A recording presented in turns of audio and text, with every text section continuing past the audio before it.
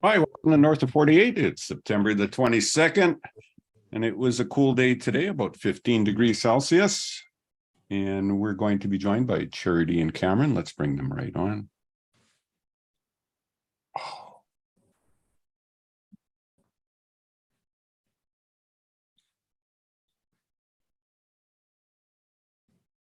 We add you a spotlight. Hi, Charity. Hi, Cameron. How are you guys? Good. How are you? Oh, living the dream. Just living the dream. I scooped, what did I do? Can I play your Charity and Cameron are walking through Canada on MMIW and men and children for the missing Indigenous in this country. You guys are on the East Coast now, I take it, right? And, yeah, we're in Newfoundland right now, so we're 4.5 hours ahead of BC. Yeah, and we were talking about that half hour and how Newfoundland is so full of itself, it has to give itself another 30 minutes, right? Maybe it's always late to the party because they were last in Confederation, if I remember. I think in the 40, 46, somewhere around there. I have something I scooped off your Facebook. Whoops. And if you don't mind if I play it, I just found it fascinating. I hadn't played it before. So by all means. Okay, I would like to do that right now.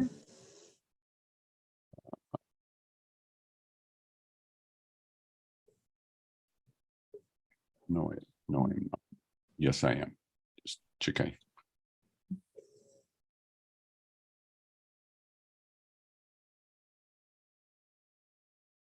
There we go. You can see that? Yeah. Oh. One day my children will say, my mom did not. One day my children will say, my mom did not stay silent. My mom did not bow down. My mom did not give in. My mom fought for me. Will your children say the same? One day my children will say. That's actually powerful, Charity. So yeah, I've been scoping out your Facebook, and you have a lot of updates on there, a lot of people on there too, who have their own stories. Yeah, no, the stories there's tons of stories. They just don't stop coming. It doesn't matter what province we go into.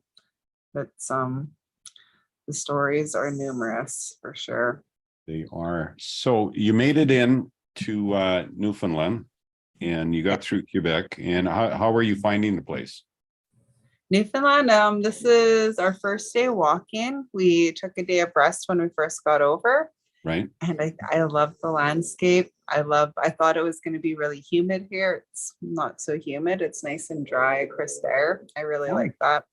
Right on. We haven't seen mountains in a while, so it's nice to see the mountains. Well, I think they're known for fish, rocks, and potatoes, right? So that's what I know them for. Oh yeah, no, I've been loving it so far, especially the cool weather. That's a lot nicer. We got cooked in the prairies. The heat was so much, and just the humidity and the heat, that combo when we're going through Eastern Canada as well. Yeah. No, that's true. I see on your Facebook you guys have had you've met some exciting people. Yes. And you had a sorry, maybe you could tell me, a delegation stood up and applauded you. You were at no, actually we zoomed in. This was while we were on the ferry over to Newfoundland. My chief was the one that got us a luncheon with the BC AFN. Yeah, so BC Assembly of First Nations Chiefs. Oh, wow. We're all together in Vancouver, and they gave us some time during their lunch to chat with us. And I had so much to say, but it's a tough subject still, right? So right. As much as I think it doesn't touch me, it really does. Like it still pulls at the heartstrings quite a bit. But for sure. We did ask them for help with a few things. Oh, good. in specific the laws for stalking to help push some stronger laws forward for that, because that seems to be how a lot of our Indigenous women are getting murdered these days, as they're reporting that they're getting stalked, and Mhm. then nothing's there. They make the reports and nothing happens, right? Yeah. It's because the laws really don't enforce anything on somebody that's being accused of stalking at all. It's not until they're assaulted. And then when you're assaulted, if you defend yourself, the Mhm. laws are really not in your favor either. So if you pack something like pepper spray, or, if you pack a knife, or if you pack something for your own protection, Mhm. if you use it, you're the one getting charged with assault. So You mean if You know? somebody is assaulting you or threatening to assault, and you use, let's say, pepper spray or something like that, you yeah, can or a get charged for that? taser. Yep, you would be the one getting charged for that. Wow. Okay, Yeah. that's stupid. Yeah. Can we just say So- that's stupid? And not only that, just the stalking, like, it really doesn't do anything when you make a report about Mm. somebody stalking you. Right. Like, they put it in the file, but the police they can't do anything until you're actually assaulted. And then you're lucky if you live, for the most part, as it's well documented, right? Right. Can we go back to was it the 18th? Was for the the garbage dumps? Was that Yes. The day of the international, protest? yeah, the International Day of Action to search landfills. Yeah, we were in Right. Halifax for that, and the turnout was good, and across Canada as well. Yeah, they had days of action everywhere across Canada, and people that were unable to attend a day of action were out there praying and holding prayer group or ceremony. Hmm. Yeah, so that was pretty amazing. Did you see the Northern Lights that night? I did not. I've been a little sick, so I've been trying to stay indoors. So how were they? They were really nice. They were absolutely amazing. They were purple and green in Manitoba. Right. Um, To our American audience, Northern Lights, or lights above the Arctic, that us Canadians get to see in the skies. in the skies. And I guess Aurora people in Aurora Norway too as well. Borealis. Yeah, the Aurora. That's right. That's right. So that must have been, was that a powerful day and Yeah. message that came through there? Yes, Mhm. absolutely. My sister had pictures of them up in Quedacha. So like, the man in the poster, the man in the video that you just showed, that's the father of my son. Right. And Yes. yeah, so that's his home community. Oh, Yeah, so she took pictures of them there, and then we just seen tons of pictures from people taking photos of them in Alberta, Saskatchewan, Manitoba, Ontario. So right. yeah, it's So absolutely beautiful. it was a good turnout, good publicity for that as well. I hope. Yeah, well, with what's going on, right? There is no reconciliation without searching the landfills. Canada cannot be talking about reconciliation when there's no follow through. Right. There's quite a few documents that are out there talking about all these. It's like, when you have a corrective action log when you're at work, right? Mhm, So mhm. here's your or here's where we're lacking. This is what we got to do to fix it. They already have these documents. Well, a law with no teeth, right? If there's no, it just doesn't work, right? Yeah. That's for sure. How are your foots? Foots? It's my muscles that are hurting today. Yeah. Right? Yeah. Are you feeling better, Cameron? Because you've been a little sick. You Yeah, were yeah. anyways. All of my stomach issues are gone, and I'm pretty much 100% minus not running every day, so it's a little bit harder for me to get back into Oh, that groove. Yeah. I'd imagine. How's the reception out in that, in Halifax, you were on that It was day? good. Yeah, How's the there's reception been from the people? Everything's been really great. Yeah. What do they call it? The maritime hospitality. It's been beautiful. Oh, really? Yeah, Okay. it's Mhm. the only thing was I think the first day in Nova Scotia, I got pulled over while I was pulled over. How does that work? You got pulled over. Yeah, Well, I she- was already Did you have pulled pepper over. spray? Yeah. So No, I got pulled over. Well, I was already pulled over by the police here. Mhm. They were just more concerned about safety though, because I guess there's something, a lot of people die on the highway when they're pulled over, apparently. When There's they, a lot of accidents happen that way on the highway just because people go so fast, I guess. I don't know. yeah. That was his concern, really. Well, especially there, they got no reason to go fast because they got nowhere to go in Newfoundland. I mean, what are they going to do? Are they going to be late for a curling game? I mean, geez, lookers, you know. And so we were talking about you've especially on your Facebook, you've heard some other stories aside from yours that are and they really hit close to the heart. Some of the people that talk to you on your Facebook, and we'll put a link to the Facebook in the show notes. You know, it really, I think you've inspired some people to talk out more about Yes. this, or they found an avenue to talk about the situation, right? Yeah, and I think that's really powerful when you start thinking about healing and stuff, right? When Mhm. you're able to talk about something without reliving the trauma, Yes. and you're able to just let that go. That's really huge. I know it's not an easy thing to discuss, and it's easier just not to talk about it. It's easier not to address an issue, right? It's easier to just brush it off, but it is something that needs to be spoken of in order to move forward. And not only that, how do we get better if we keep pushing stuff under the rug, kind of deal, right? Like, Yeah. how are we supposed to advance? So you get asked to tell your story quite a few, and some from the publicity people, but from ordinary people, right? Is it? Well, yeah, because a lot of times they're like, why are you out here walking? Like, what? Like, they need to know, that connection to understand that, Right. we're actually doing this out of the best places of our heart, right? And that we're very passionate about what we're doing. Mhm. Yeah, so I do speak about it over and over again.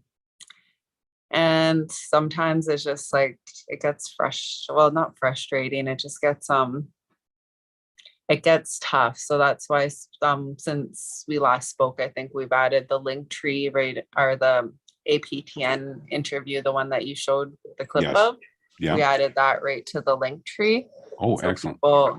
people understand exactly why it hits so close to home, and they could see the story firsthand from me. Well, Yeah. no, that's awesome. Are you so you're traveling through Newfoundland right now? What about the other provinces, or is this it? Once you hit the water, are you done? Once we hit the water at the end of Newfoundland, then we go back to BC for the Highway of Tears Highway of still. Tears run, yeah. We should be back home the last week of October and be finished early November. Think Right. so? Yeah. And then back to work, Cameron? Yeah, back to looking for a job. Mm. Well, okay. So could you share any of the stories you've heard on the trail at all? I know that like yours is very powerful. Are you allowed to share any of the stories you've heard? So there was this one lady in Long Plains. I don't know if you heard this story yet. We didn't tell them about that one, eh? I don't believe so. Yeah, I guess we could. Just Yeah, so there's this one lady, we said it before that she hasn't talked about like this for like around 50 years, since the 70s. And she lost her sister, and we were the first people that she mentioned this to. And a couple weeks ago, she messaged us, and said that she shared it at her local powwow and in front of everyone on the MMIW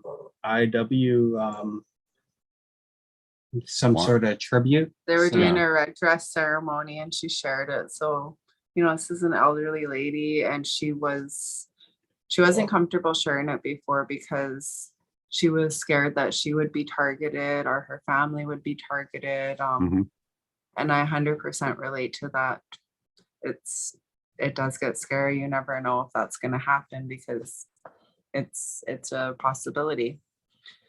But yeah, so this happened when she was young, when they were teenagers, and it, you know, that was in the 70s. It's in the 2020s now. Mhm. And she was finally able to speak up about it. So I've noticed that with people like with residential school, when they took Yeah. the children Mhm. from that, it took them years to even talk about it. Mhm. like I said, After, it's easier to pretend things, you know, aren't bugging you than it is to actually address them and work on healing yourself. It right? really is. But how long can you live in that, you know, that vicious cycle of trying to bury your trauma?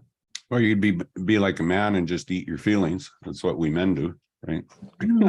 We just eat our feelings. No.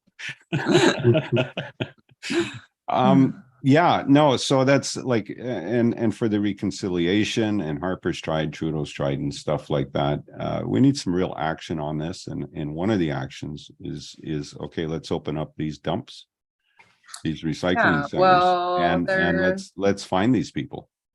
There's actually a document out there called, what is it? The Truth and Reconciliation. Committee. There was a document that came out from there. There's also the calls to justice that came out from the Mhm. Missing and Murdered Indigenous Women Inquiry. You know, there's all these documents. There's all these to-do lists. We're just good need- with paperwork up here, aren't we? Yeah, it's just they're not good at any follow through. Yeah, yeah, That's the problem. that is very true. How's the truck holding out? She's doing all right. Yeah, she gives me a little flutter every once in a while. Is that Charity or the truck? Which makes The your heart truck. flutter? Just a little arrhythmia. So you made it through Quebec and you're in Newfoundland, and then and then we got the Highway of Tears next, which is just awesome that you're going to be doing that, and that's going to be just powerful. And I think Oh. your bands will probably be coming out, and hopefully a lot of people will be coming out for that. That is the Yeah, hope. And walking. I hope so too. At the end of our little our little thing on the boat there, talking to all the chiefs there, is like, please send people out. Yeah. I want to go home. I wonder if some of the people you met who were walking or cycling for the same cause, more or less, you're going to meet out there. You know, you're doing the east and they're going west. That'd be fascinating. They're more They're more Central Canada. Central Canada. Yeah, well, What's that? What's that? When's that? Ontario? the one in the interior of Canada, Oh, not on the west coast, Who's that? like the Nepi runners and yeah, Oh, the no, Nepal Alberta. runners. yeah, but they're not. Nepi Yeah, they're runners. not coming out to BC. Oh, they're not going out all the No. way west. I doubt they'll come out. Well, No, anybody's welcome to join. Yeah. Come and help That- us. Walk. Yeah, I want to go home. yeah. I know, it's just great what you've done in publicity for it. Has the CBC or CTV reached out to you in Newfoundland at all? The local newspapers? Not in No. Newfoundland, not yet. Nova Not Gladys. Scotia. Gladys hasn't, or I don't know. No, They got probably in New- Gladys's in Newfoundland, so Oh, okay. Like, Names. who's Gladys? Yeah. No, not yet. But we did have APTN in Nova Scotia. Mhm. We're actually, we were on there the other day. Yeah, that was more for September 18th though. And then Indian country was in Nova Scotia as well too. Is that a show? On No, it's EP20 or- media The Really? newspaper, I believe. newspaper and stateside. Yeah. Okay. Well, that's neat. Yeah. That's really neat. We'll Yeah, just we've ask. actually- There is one more as well, I believe. Oh, no. Mitchell. Mitchell. Oh, Mitchell with.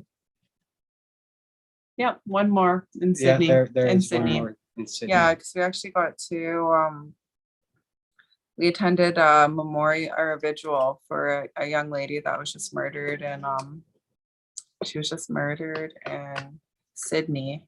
Well, they said it wasn't murder, but the Yeah, I'm not too sure, but there was a vigil for her, and we made sure that we attended to support the family. But it's just, even when we were in Moncton, it was insane. There was 4 murders in the time that we were in Moncton. Really? Yeah, and it's all young men. Indigenous men too, or no, I don't believe it was. not I think necessarily? it might have been, not necessarily. I'm not too sure about Mhm. but I think, it was all men in Moncton, New Brunswick. And it was really weird with the media there because you don't really get, I think all we had was Anne's Eye there. Okay. That was it for media in New Brunswick. And that's not released yet either. Yeah, and I think New Brunswick media is all pretty much run by the same. Irving family, maybe? I don't know. I don't know. I'm just putting it out there. I'm just putting it out there. Just putting it out there. I think you Right. might be on something. Is there much, and not knowing anything about Newfoundland, even though I know some people from there, is there much Indigenous? There's got to be Indigenous population, or are they all in Labrador, which is I part think of Newfoundland? there's an Indigenous community in Newfoundland, Con River First Nation. We were in talks with one of their members that works at the Friendship Center in Halifax, actually. So we're going to be heading there Oh, and just going to do a visit because we that's another part of it, right? Is we don't know everything about every First Nations community across the country because we are all so diverse, and it's part of it for us is learning too, right? We want to learn Right. what's going on across the country.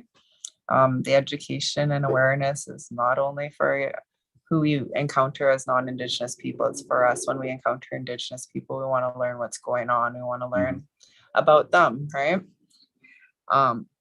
I think it's, it's a two-way street. right. Well, with your travels, I've actually learned quite a bit more. Oh, really? Nice. About We're doing our South. job then. You are, Thank you you. are. You're educating me and the people who watch the podcast. So Yeah. people should subscribe. I'm just saying. You get your heart broken, but it's worth it. Yeah. Freaking hurts one day at a time, one Friday at a time. That's right. That's right. When I was a younger man, I used to be able to do that. Not so much anymore. Right? So, are there any questions from the audience as I look around? There usually is, and maybe Diane Parent has a question. I'm just saying. Yeah, I would love to see how this is being received back home. Yeah, Diane. She gonna turn on her video? Hi, how are you, Diane? Hi, way to put me on the spot. Well, hey, you knew I would do that, I hope. How are you, dear?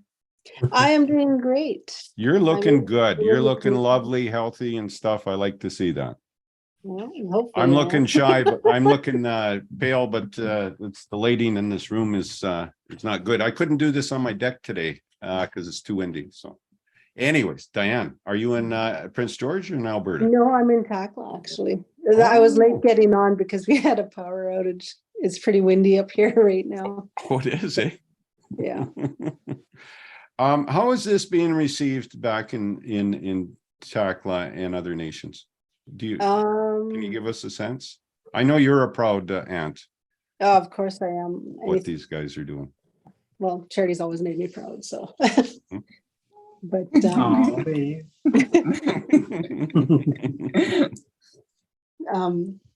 well, we are definitely proud of her, and I'm sure Seke and Quadacha are as well.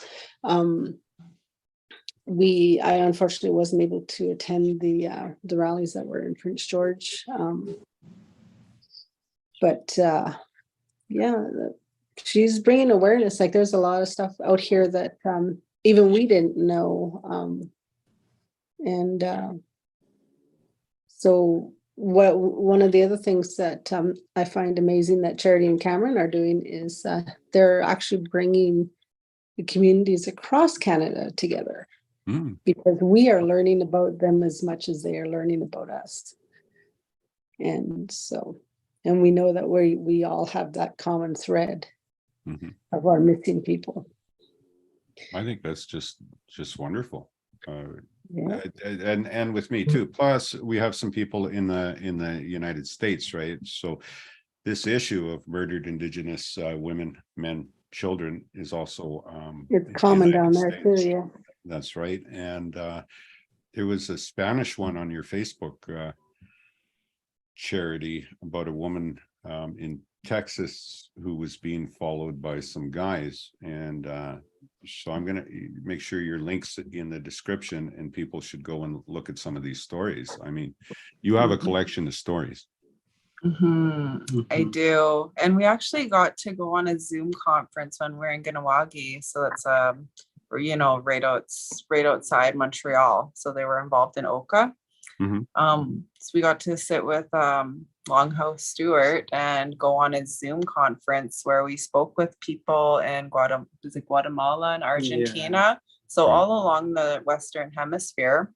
And we had a translator there. We had a Colombian person there, stuff like that. And we spoke with all of them.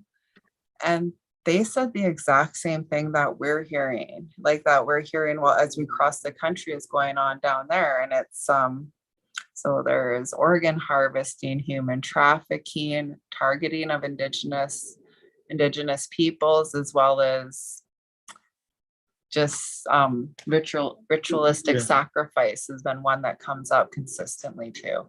Ritual sacrifice. Ritualist, Oh my.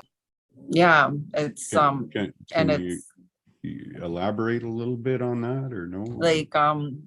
A cult, going and killing somebody in a ritualistic fashion. Right. Yeah, whether that be or fame or money or power. Like that kind of stuff. Like the stuff you read about or watch on horror movies. Like that kind of stuff. Yeah. So that comes up quite a bit. And when we were looking at the news that one day, it was showing how Canada's those cars that are being stolen are being found in Ghana. Yes. West Africa. Yeah, they're being found in West Africa. And I'm just like, well, what about our women and our men? Yeah. And then and even some of the things that come across is some of the things that start, because now that we've gone down this rabbit hole and we're learning so much. One of the things that it changes your algorithms, right?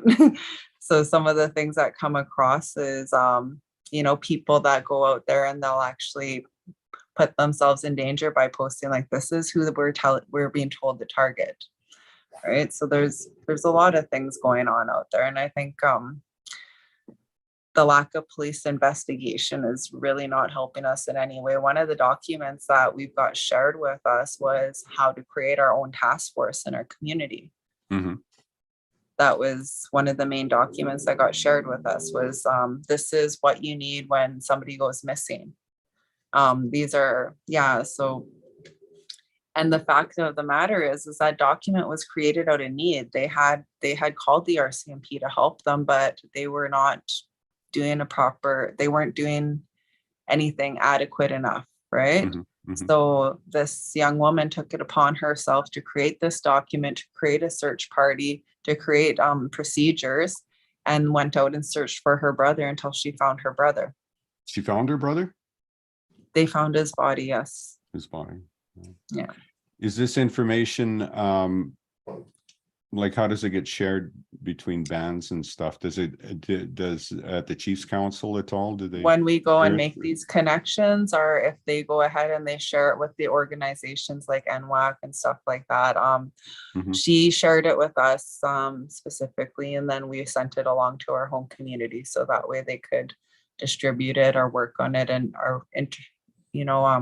incorporate it into our communities however it would fit the For a community, policy. because each community is very different, right? Right. So I'm trying to, like, you keep talking about this, and I've known for years, and I've seen, well, I heard stories of sometimes the police, the police ignore missing Indigenous people. And is it getting better at all? Is there more action with everything that Harper and Justin Trudeau have put out there, or is there more action to treat Indigenous missing as Are they searching the landfills right now? well? No. Good. It's- Maybe you could speak on this, Dan. Well, when we had our missing Tackle Nation member, she went missing. Our CMP weren't even updating the parent or the mother, and our regional chief, Charity-Tyrrehz, had to step in. I had to step in before they even got any answers. It's not getting any better. It's not. And with the way and I don't want to sound terrible, but with the way that the racism, that it's starting to increase again. And like I've had some dealings with some RCMP members, not in community, but outside the community. And the treatment of our people out there it's becoming less and less of an importance for RCMP or police enforcement agencies to even take the time to even consider, our member missing, and just like like you guys are talking, when I jumped on, you guys are talking about stalking and stuff like that. I know firsthand how stalking a First Nation woman is irrelevant. It's not high priority, because I've been told, well, you put yourself in that situation. So You put yourself in that situation. Well, you could say that about any teenager. I don't care what nationality or race or color they are. They put themselves in those situations all the time. And I remember as a young man, there was. Okay, it doesn't make sense to me. Sorry, it just doesn't, because every human life is worth it, right? yeah, well, I've been told that directly to myself. I put myself in that situation, so maybe I should watch what I was doing. Oh my! I was raising kids. Right, So. right. No, I hear you. Diane. Thanks for sharing that. I appreciate that. Yep. How are we gonna? Oh, geez. I mean, how much diversity training do we need in government and federally and provincially for some of this stuff to take? I feel like the government's almost like, how do I say this? Are you trying to say it nice? It's a lost we could... cause. That's the nicest way I could say it. It's a lost cause, when you dated the wrong person for a long time, and you just need to be single for a while.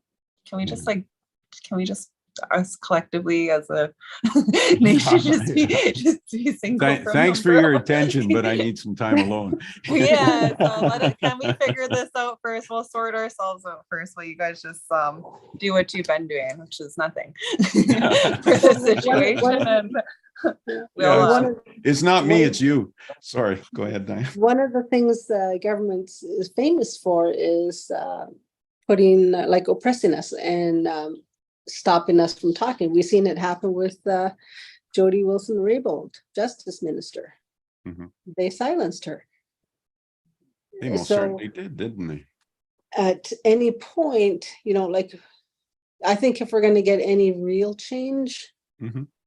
we Maybe- need to not silence those members of parliament that are Indigenous, that are trying to speak up for the Indigenous people. Mhm. Or, I'm just going to throw it out there, maybe an Indigenous prime minister. Sure, I'm all for it. I don't even like, I give up. Like what I've been thinking about so much these last couple of days was just like, why don't we have our own networks? Why don't we have our own, like what good has the Canadian government done for us at You any want time? your own country? What? Huh? No, but like at what good at any time has it done, and what care and attention has it given us? Like really, why can't we set up our own network? Why can't we make sure that the laws that we need push to protect our people are in place? Like why are we still relying on a broken system that doesn't work? Sounds like I'm the going to say Mohawk. 2 words to that, Charity: Indian Act. As long as First Nations people are under the Indian Act, we will always be oppressed. Would you rather Now- not being under the Indian Act, Well, or maybe Yeah. changes to it? Well, I think it's time that we, Yeah, self-government. because that's a Right? slippery slope, Self-government. because There we Pierre go. Trudeau tried to get rid of That- the Indian Act, and then that would have meant that you would have lost, a lot of bands would have lost federal money, I But think. then they would have to give us back the Indian trust. There you They go. wouldn't be taking care of that anymore. They would have to give that back. Right. The Indian trust would no longer be in their possession. Mhm. So once can you imagine if we had And full control government of would go bankrupt.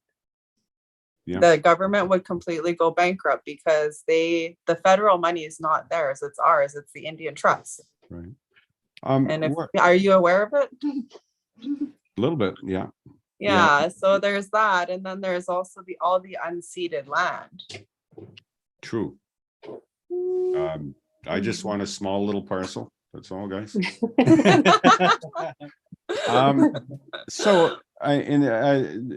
So especially in Quebec and Ontario, Indigenous nations never voted before. It's just been lately that they've been coming out in droves and changing the federal vote. Is that changing now, or are Indigenous people going to run in elections and stuff, or because it's a massive vote? That's how the Liberals got in, right? It's a lot of votes. And with the Chiefs before, they were saying don't get involved. I remember that and now bands are getting involved with that way politically. So. Well, I think what's going on in Winnipeg is because it's they're trying to get the women home, right? So Yeah. Maybe I'm off topic when answering this question, but Winnipeg's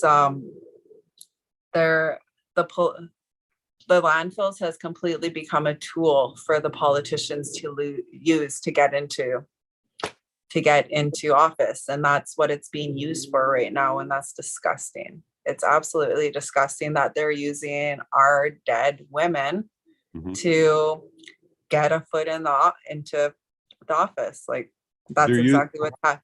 They're using it in what way? I'm not familiar with Winnipeg politics. Are they Go ahead, Ann.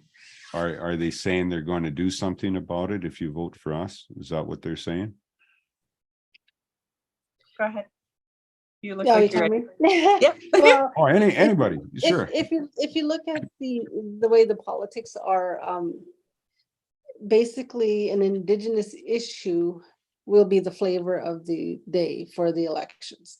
And that's generally how, that's how the Liberals got in. Oh, if you vote for us, we will do this for you. And then now they've been silent with us. And that's what's happening out in the Winnipeg areas. They're doing the same thing. Everybody wants to help the Indigenous people while there's an election. But once that election's over, they got what they wanted. So it's irrelevant. And we do our best to call them out on that. And but it doesn't change. Isn't that par for the course though? They say stuff for elections and Do you have clean drinking water yet in your community? Nope. Wasn't that Trudeau? Yeah. Yeah. So They, yeah, it's they hard. can't drink the water in their community. That was a election promise. All of Mhm. these. Yeah. well, next election will do it, right? Won't they? Yeah. No, Mhm. that's Yeah. This election, I promise we will take care of that. yeah, that's right. So I see Jake asking to expand on the Indian Trust. Do you think you want to talk to that one, Auntie? Yeah, Auntie. No? Back in With what you can say in public. So back in the day, there was money put away for it when the government signed treaties. And Charity, you're probably more up to date on this than I am. But when treaties were signed, monies was supposed to be exchanged and held in trust with the government. And Charity, feel free to jump in on this one. Okay, so you could actually Google this one, but the Indian Trust would actually bankrupt Canada, completely bankrupt Canada. That's if they ever paid us out, it would completely bankrupt Canada. Not that you guys aren't, there's no deficit or anything right now, so I say that sarcastically, obviously, but you can Google the Indian Trust and what it is. I'll just pull up the Google definition.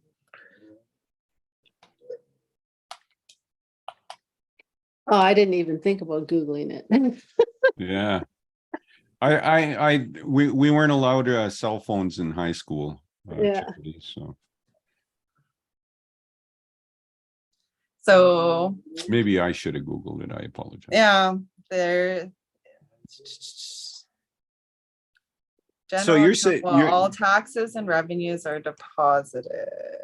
Well, anyways, it's I suggest Googling it. I know enough to know that it will bankrupt Canada. And I've got schooled about it a few times from a few far more educated friends than me, but it is worth the Google. And It's worth the Google. it's worth the Google, but it's worth it to get educated by somebody that actually is well informed on it, right? Right. Yeah. But it is, because it's not it was money that was from the treaties. and it's from it's also, I'm pretty sure it's also from the resource extraction as well. Mhm. Resource extraction treaties, revenues that they made on And land. unceded land. Right. Yeah. All Well, these I have a things. 2-minute video on the Indian Trust Fund and a history of the Indian Trust Fund that I could play right now, if you got now. Like, it depends. I'm like, it depends on where you're getting your information. That's right. That is right. I would suggest you double check your sources first. Yeah. Well- because it'll fall one of two ways. One, it'll fall on one where it's depicting the First Nations as money hungry welfare state people that just, and because I've seen a couple of videos, Mhm. and one depicts First Nations as leeching off the system and things like that, which is far from the truth. Like the monies that First Nations get, it's not like it's from the Indian Trust Fund. It's not from as It's much not as from taxes. It's not from Canadian taxes. politicians like to say that Right. we tax money goes to First Nations. It's not. And it's frustrating when I hear that, because a lot of First Nations and communities get labeled as leeching off of taxpayers' back. Yeah. Actually, no, if you I really look understand. at it, it's the other way around. Yeah, and then there's also like I've seen this in the past, and that's why I say be careful of where you get your information. I used to do industrial safety for our community, right? So Right. one of the things that we would get non-Indigenous people to do when they came up, and part of it was like, it was like safety sync courses, the online training. Right. So I just went on there and I'm like, click yes, yes, yes. They have to take the Aboriginal awareness course, right? Right. And then one day I had one of the truckers come up and ask me, and he's like, so Charity, this is what happened. I'm like, what? He's like, yeah, I was on that course you got me to do. So I had to go in there and I had to switch around the courses because it was giving it misinformation even on the online safety sync courses, right? Right. And so writing them a letter, and I was not impressed, but it was Are you saying there's stuff that is not true on the internet? Is that what you're telling me? Imagine. So the organization I was thinking of was the Yellowhead Institute. In Alberta. I guess so. I don't know much about them, but you know what? I'm going to do my own research on that and then and bring that up. But yes, the revenue fund for the use and benefit of First Nations. And so is that money not being directed appropriately, can we say, from the federal government, or is it being released? Because it wasn't released during the Indigenous school crisis. It's money that is being held over our heads for, you know, if we get this, you get that kind of thing. Like it's never been distributed as per the original agreements. Okay. So that makes sense. That actually makes sense. But for the life of me, I keep hearing about, oh, we're giving so much money for water. And I know in northern Manitoba or just outside of Winnipeg, they don't have clean drinking water on the reserve there. yeah. And why not? Why is that not fixed? It almost feels like it's strategic, to be honest. I'm not gonna lie. You've probably seen one of these, the water claim forms. Right. Now, I'm just going to show this is probably why I'm scared to sign it. I will not do this. I don't want to sign it because I know it's going to do it's going to have some kind of repercussion for me. And they always do. Yeah. But each one of these lines, I don't know if you could see that, but I'm just going to flip the pages here. There's 1 page, 2 page, 3 page, 4 page. There's like 7 pages, I'm pretty sure. And then there's additional pages to sign out because you are so right. There's 7 pages. Of what? These are all Aboriginal communities, First Nations communities across Canada that have had boil water advisories. You can't drink the water, and like they've got the dates that the government has identified as timeframes where you couldn't have drinking water. Like one place, like I'm just looking at this one here, and I'm just 1999 to 2015. That's just one. Look at Fort Babine. It's insane. It's like it's just been forever. Yeah, and let me just see. Are you talking about Lake Babine? I don't see Fort Babine on there. Oh, I think it would be Lake Babine then. But yeah, so that's the 1999 to 2017. But that's only from what they recorded. It's not they're still not allowed drinking the water. Yeah. I know. Why does it only say to 2017? Yeah, but it's not they're not giving the complete picture of what. And like there's some nations that, well, Fort Babine is one of them. There's some nations that still cannot even, take baths in their water. So, and then my question about that is, with it being them setting this time frame, what if his uncles and his family go ahead and fill out this form because you got some money for it and it's going to help out with bills and stuff that you desperately need? Does that mean that they're not going to be liable for the rest of these other years that they're not identifying, or they're just going to be hoping what? Because I know there's high rates of cancer in this community. Yep. Like every one of your kid's uncle just got diagnosed with his 5th cancer, fourth cancer.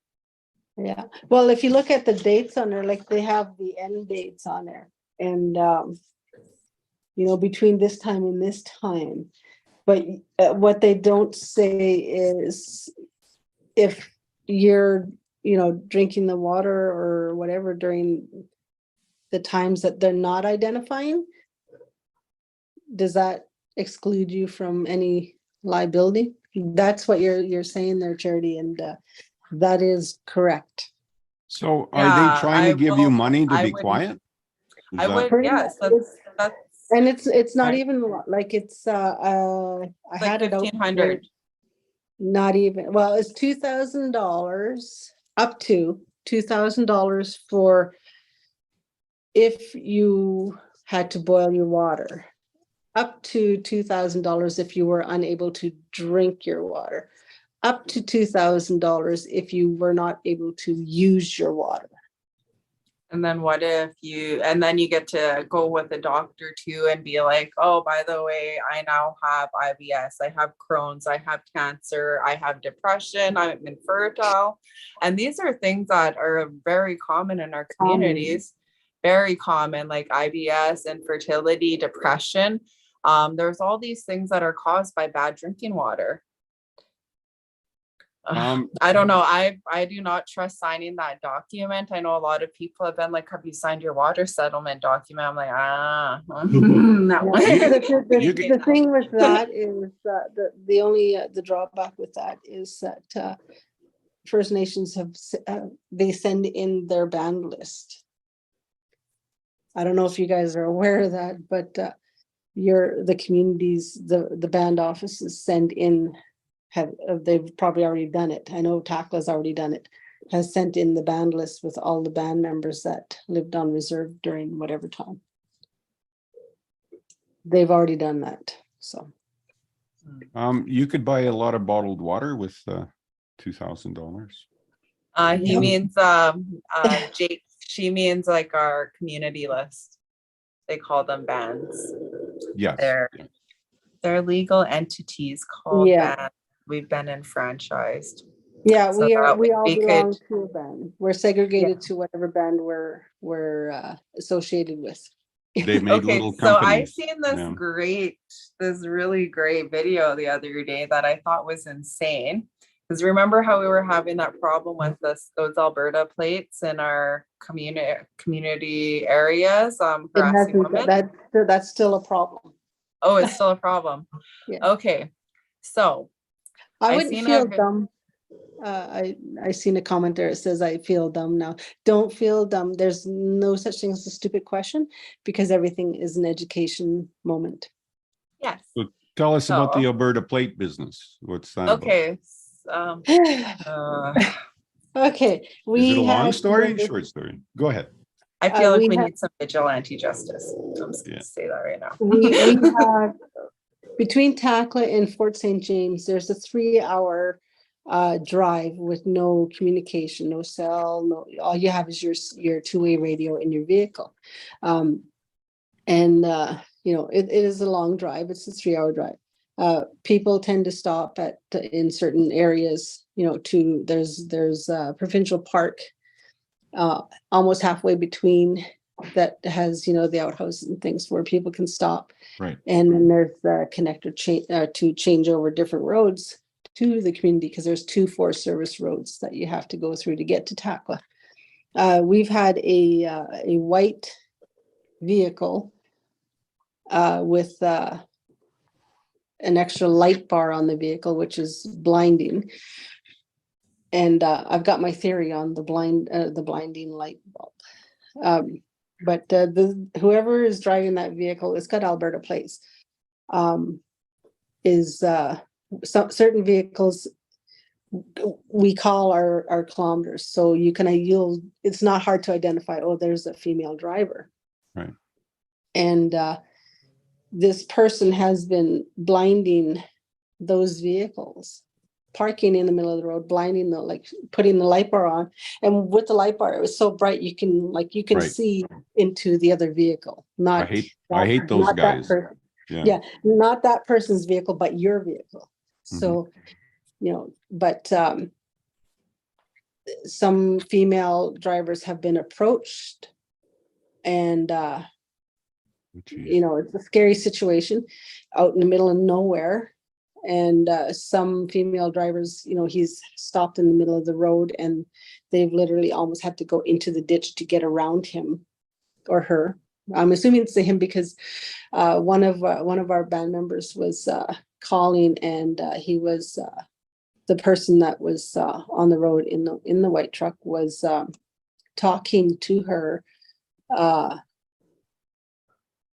and made her feel uncomfortable. And They then, got out of the truck and talked to this person. no, on the two-way radio. They have a two-way radio and blinded lights. Yes, And they know the system calling out the kilometers. Or? Yep, monitoring both service road channels, and we Fort St. James has put out a bulletin for people. It's a safety bulletin saying, if you're on these roads, please be aware that there is a vehicle out there. The person's never been caught, or, you know, has, from my knowledge, and I work with the RCMP up here. Is this From between Prince George and Fort St. John? Fort St. James and James, I Taplow. mean? And Taplow? Yeah. Okay. And that's not far. but you know, like, even when I come up, I do my best to try and not to call, just because I don't want it to be known that you know, I'm the only female in my truck. Right. So, and I know that there's a lot of women that drive up here that won't go on that road at night, specifically because, you know, they're afraid. Son of a gun. I am so sorry to hear that. Yeah, so Yeah. that issue's still there. That is just terrible. So again, it comes down, well, why do you put yourself in that situation, Diane? You know, Yeah, how dare you try to go home? right. And that's Yeah. sarcasm for anybody listening. So Yes, and like a lot of us, it's our job. Like a lot of us. We need to it's go our job. trapping Auntie. Yeah, a lot of us, it's our job to go back and forth. Like I'm going to be going back out tomorrow, and Mhm. I'm in Prince George for a week, and then I come back up, and you know, I generally don't take passengers with me. Okay. So, See, and this is where I go back to, I seen something really interesting online, and it was somebody protecting the border of their reservation near a very urban area. They had non-members coming from the city right into one of their areas that their community uses, and they're just the history of that area is you know, they've been really strict on their borders because of the history of the area. And one statement that he made while he was evicting these people from the area, he's like, you can't be here. Do you know what this is, this community? Do you know what, like, this is a reserve? Do you know what reserve means? And then they're like, they're like, yeah. He's like, well, you get off. He's like, those kids just told you to leave. You need to leave. You shouldn't be disrespecting them. It's very disrespectful. You didn't listen to those kids. They're members here. And you know what reserve means? If I go to a restaurant and there's a table reserved, I don't sit there. And that statement right there is like, boom, like that's, oh, anyways. Wow. I like the way he put that. If you go to a restaurant and the table's reserved, you can't sit there. Wow, that is that's a good. So, well, so can a guy like me just go to a reserve? I am feeling you can, but I'm feeling like we need to be more worried about keeping our spaces safe instead of worrying about being hospitable to everybody, because nobody is worried about keeping space safe for us in the cities or towns. Right. You know, That's a good point. Plus, I remember COVID, how some people were going to Indigenous towns and stuff to escape COVID, but bringing it onto the reserve, right? yeah. Which was, it's just stupid.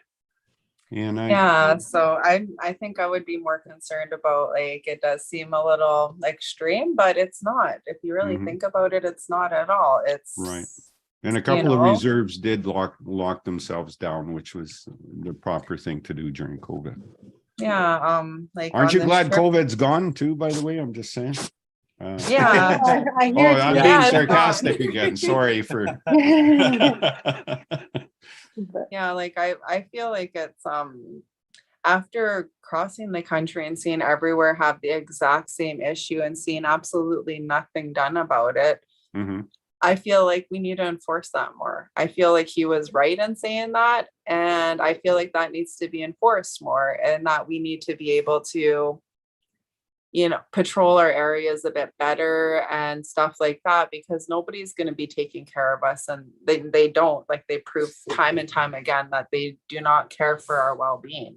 Mhm. Mhm. The laws prove time and time again that they don't care for our well-being and that we're not a priority. So why are we gonna go out of our way to make people comfortable in our territories? Why shouldn't we just worry about our own safety, because they don't worry about us out there? So why should we worry about Mhm. them where? that's the Indigenous way, though, is we are we're keepers of the land, but we're also, we share. We need to don't draw a have line, though, we don't have because those if borders. when it comes to stuff like this where we've never had that issue before on those roads, Mhm. Mhm. Well, you see it in a couple of places in back east, and like even one of the reserves in between Fort St. James and Tackley here, they've got their cameras. They've got 80 cameras throughout their community, and that's something that we're up here considering as well. I think you need to. We've done that up more north too from there. Like if you go Right. into the territories where I usually work, that's Mhm. you know, The only problem with that is, like people and its members as well that, go off saying, well, what about my charter and things like that. And it's like, it's a fine line that we stand, and we have to be cognizant of how we go about that. And this is, I think, where Charity and I will be on opposite ends, even though I'm usually the hard ass myself. But Well, you're just you just have a little more experience. I, That's all. I Let's just see say things that, like- and I can understand a good argument. I like that. like on the one hand, yes, we need to start protecting our people, and by doing that, borders. On the other hand, do we want to segregate ourselves even more Hmm. by doing something like that? When we're telling people like we are peaceful people, which we are, and by doing something does that put us in the aggressive category? I don't think that does, because it's not like it's not like you go out there aggressively. You're just like, this is, Anybody the who's same, seen the the same way it is like you don't drive without a driver's license. Simple.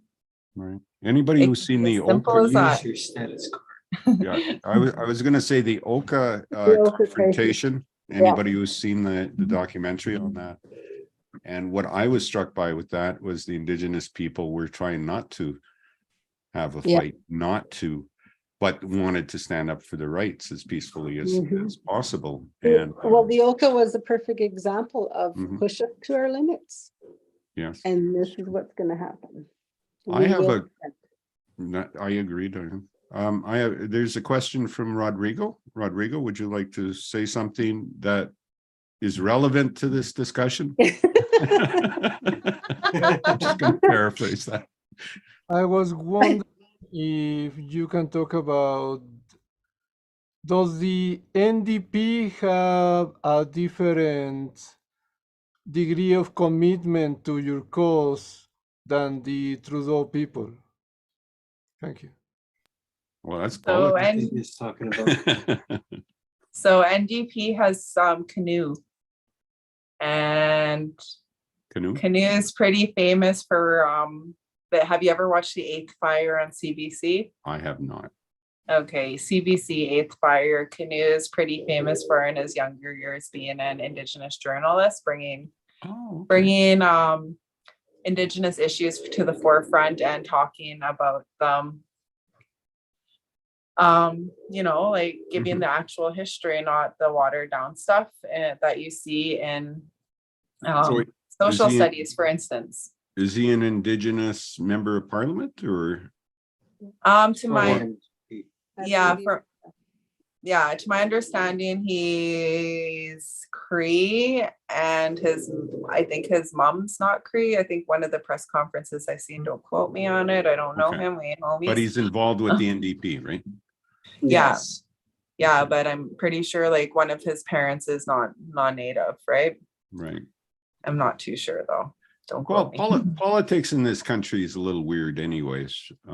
Ooh, did you see the other day, or did you see that today? The 3 ladies got charged with fraud by the federal government.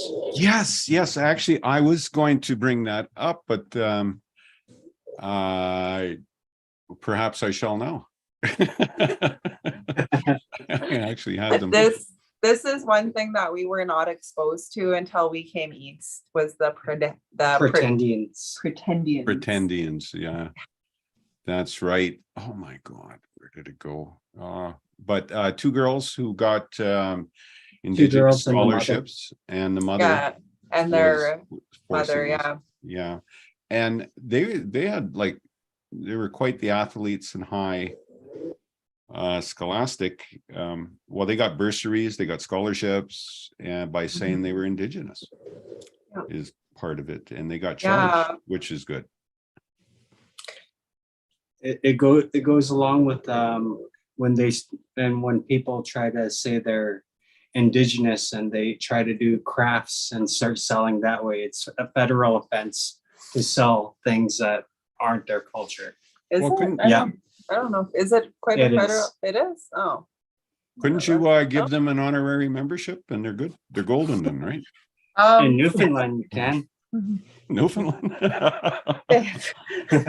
So no, we've been being exposed to a lot more than we knew about.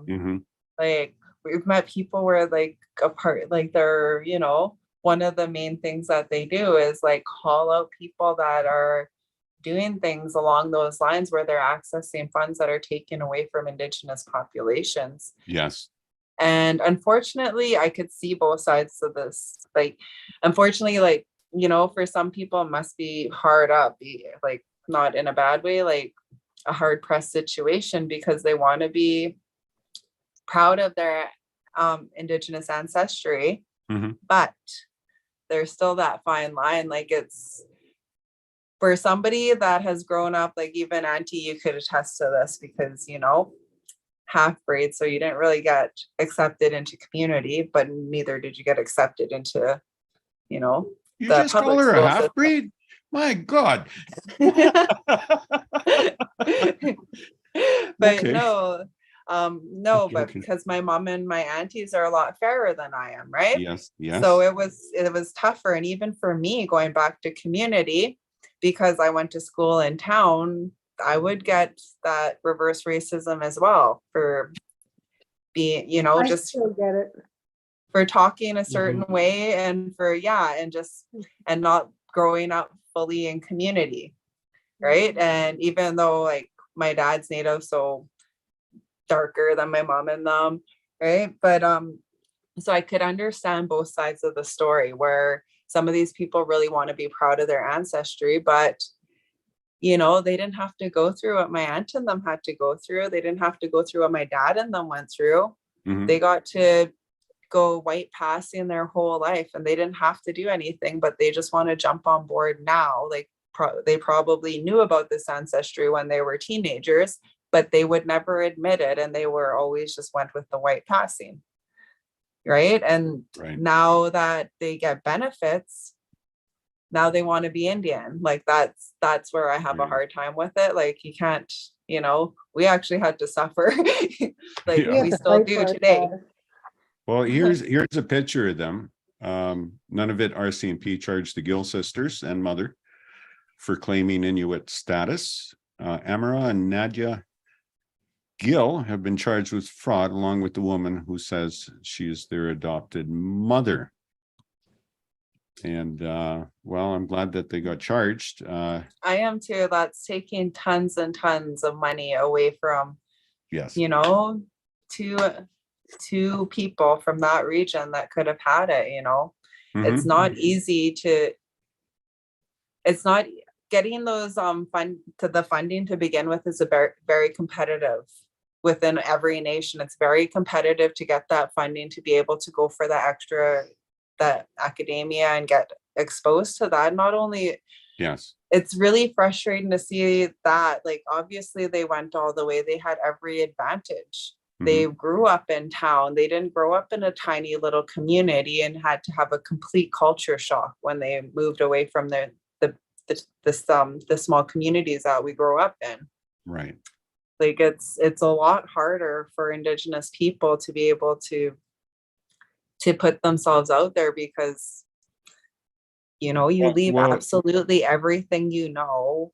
You go to towns that are, you know, just your neighborhood has more people than your whole community. True. It's way different. Well, It's the president of NTI is asking that they should at a minimum return any funds they receive from the Inuit associations. And I agree with you, because they took away an Indigenous scholarship for someone who could have had that. Are there any more questions from anybody? Well, we're winding this down. Diane, I gotta thank you for joining the discussion. I appreciate talking to you anytime, you know, and all the time. I didn't get into the when you guys started talking about people pretending to be Indians or First Nations, Right. where you know how I always advocate for, you know, they're killing us, or they're not killing, but they're going to succeed with their genocide with us because of the cutoffs. Like, even though, you know, and I always use my grandkids because, you know, they're up here with me and they're learning our ways, but none of them can be First Nations.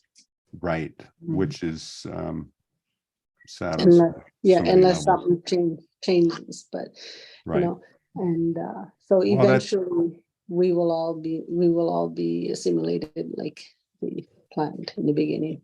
Right, and I think that was part of the government saying at the turn of the century, 1900s, was to take the Indian out. Well, it wasn't to take them out; it was to eradicate them. Right.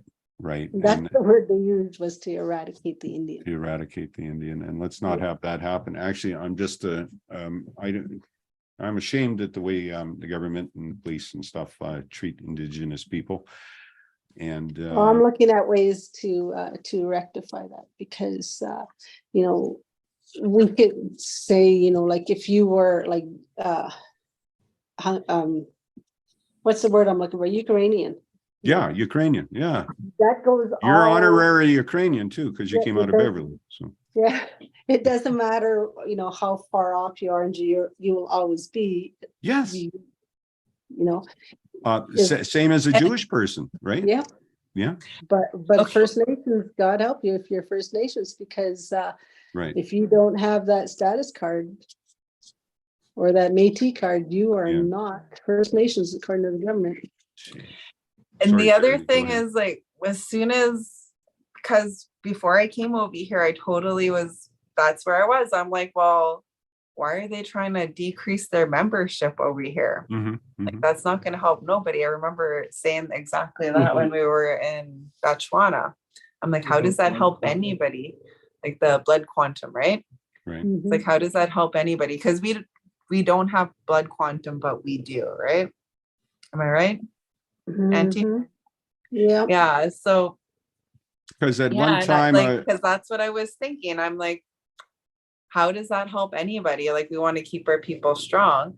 And then the more I came over east, the more I witnessed where it was no, like, it was the the far disgusting, like what's happening with those two girls that are no Inuk lineage at all. Like no Inuk lineage. I'm pretty sure their adoptive mother is from a different country, like Right. just working the system. The That's more what you I- see that, the more what I've east you heard, come. Yeah, Yeah, but at one I time though, agree there, with you sorry, too, but I don't, I seen this side too. That's where it's Right. tough, is when I seen this side, I'm just like, that's insane. Or I'll seen, you know, well, at one time, people who weren't Indigenous could be adopted into a band, and that from the 1700s on, right? The women. That's- huh? Pardon me? The women could get status. We still can adopt people. Like my mom's adopted one of the RCMP members up here as Oh, okay. her own. But he's never going to get status or anything like that. He's just Right. basically an honorary Frog Clan member.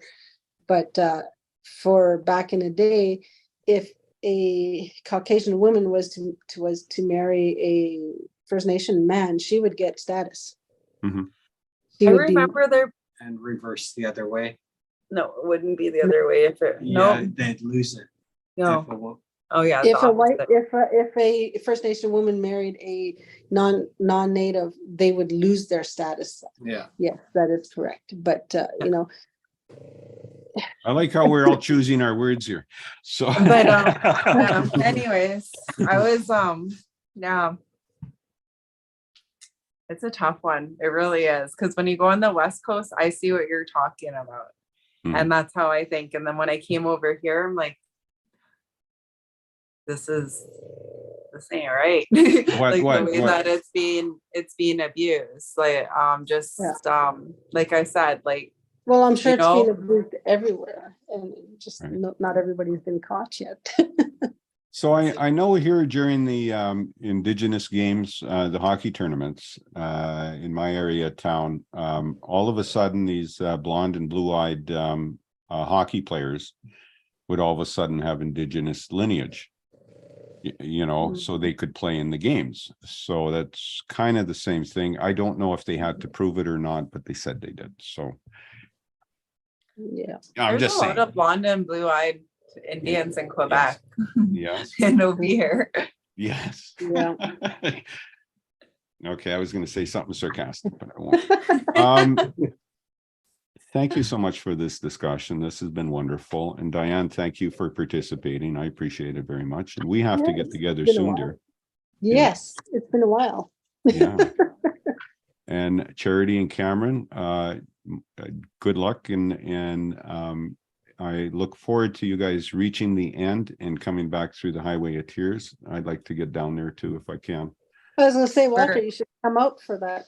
I would. Yeah. Yes, that'd be Definitely. nice. And Yeah, we're is it- only giving ourselves 2 weeks in Quebec here. right. Or we're in Newfoundland. Quebec, Newfoundland. And we're gonna get in as much steps as we can and just keep the focus on connection and yeah. Well, one of Here. the We will things that be I on the was boat talking- regardless on October 7th. Yep. Really? One of the things that I was chatting with Charity was, you know, like their leg going down that way to where they're at now was, you know, education and reaching out to people, and the leg Prince Rupert to Prince George should be, and this is just my opinion, should, because we are all aware of that leg of their journey. We all are all aware of that history. There's not one place, one community between Prince Rupert and Prince George that doesn't know the history of that. From that leg, I think, and this is just me again, being me, you know, leaders should be called out. What are you doing to stop this across Canada, not just here, but across Canada? Because you don't need the education piece out here, because we are already fully educated on this part. And I've heard that on my way over here too, because they're just like, I remember somebody mentioning, and it's like, so why would we need somebody to come here and talk to us about our problems? I'm like, well, that's the thing, is like, we're trying to learn about you guys so we know. So we're like, the education is not only for us to talk to the Indigenous populations. It's for us to learn from the Indigenous populations while we work on the education and awareness with the non-Indigenous populations. And we really don't know anything about the province until by the time we're almost through it, right? Like we're pretty much done.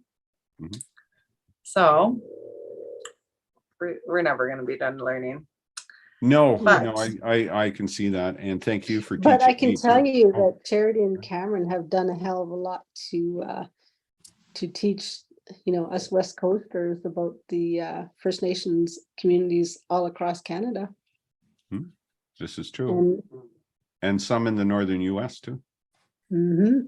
So thank you so much, Diane. Thank you very much. Anytime, you're welcome anytime. And All right. I'll ask you next time before I put you on the spot. How about that? If you just want to listen, that's Okay. Thank you you. for having us. Oh, Cameron, Charity, you guys just take so much care and and we'll put your links to your walk in our show notes, and I hope people will go to her Facebook and see what they're doing. And thank you so Okay, much. and, You're an inspiration. Will we see you in Prince George? You will. You will. Maybe a mile out. right. I'm getting older. So okay. Take care, dear. Everybody say goodbye to Charity and Cameron, Diane. We do have an updated poster. I'll send it to you too. Oh, I would love that. I All really we would. did was put a label over the bottom and update it with the Linktree. So Okay. Linktree is since they done the blackout of media Got it. on social media. We're going to send that link tree out. Everybody say goodbye. And both Charity and Cameron, you guys are making us all proud out here. Thank you. Thank you. Take care, guys. Bye. Bye. Bye. Bye. Okay. That was most interesting, and I hope you guys go to Charity's and Cameron's Facebook and MIW on Facebook. And thank you to Diane. I think we have a guest here, another guest. I think it's Rush Limbaugh. Is he here? There's, there's the left. They understand. The left understands. The revolutionaries. They want to fundamentally change our world, Walter. They want to fundamentally change our world. The commies, the Green New Deal, they are coming for your car. No pain in childbirth. You are fools. You ate from the tree of good and evil. First, they came for the leaded gas. And you said nothing. Now they're coming for the whole damn car. Rush Limbaugh here, live on the brandished EIB mic. No one fights harder for you and against slavery than me, your humble host. Looking forward to the next Republican administration. McCarthy is a shit-lib. That's my view. Unity is impossible. The progressives have evil principles. They call us racist. I'm no racist. I've owned 3 colored housekeepers. I fight for your rights as a Christian. White people are not evil. Straight people are not evil. Black lives don't, quote, matter. Food for thought. Now, who's zooming who here? Hunter? What a dope. Oh my God, what a dope. A dope on dope, I would know. As your faithful leader, I work tirelessly to comfort your worldview. You in turn make me insanely wealthy. Buy yourself a Dominican boy kind of wealthy, and I will get you right with Jesus Christ. Don't worry about hurricanes. Now, Bob Menendez, there's a perfect example of a Democrat. Perfect filth, yet they indict Trump. They want control of America's money supply. They want to control America. Buy gold. Buy it now. Buy gold in Instacart. Eat eggplant. Do January 6th was just the patriot love. Just dig deeper. The devil has a hold of Biden's dick and balls, and there's no excuse. Light the lamp. Draft the beer. Gentlemen, the future has been seen by me in its dark, bleak, and pure pain. The last indoor pool. I just don't know anymore. Bootstraps, bootstraps, bootstraps. Arthur Laffer knew. He grew his own grapes, you know, and he said, if you tax me, I'll tax you. It's all a very ugly cycle. One Obama begets another. Drake Snapple. Fuck, where am I going with this? It's all about the family. Abortions? Why? Killing babies? Not that way. Not that way. President Houseplant just hides in his basement while Satan takes over Afghanistan. Oh no, I've said too much. Shut it down. The government, shut it down. Give them no quarter. We are in a budget war. A budget war compromises for commies, cowards, and cucks.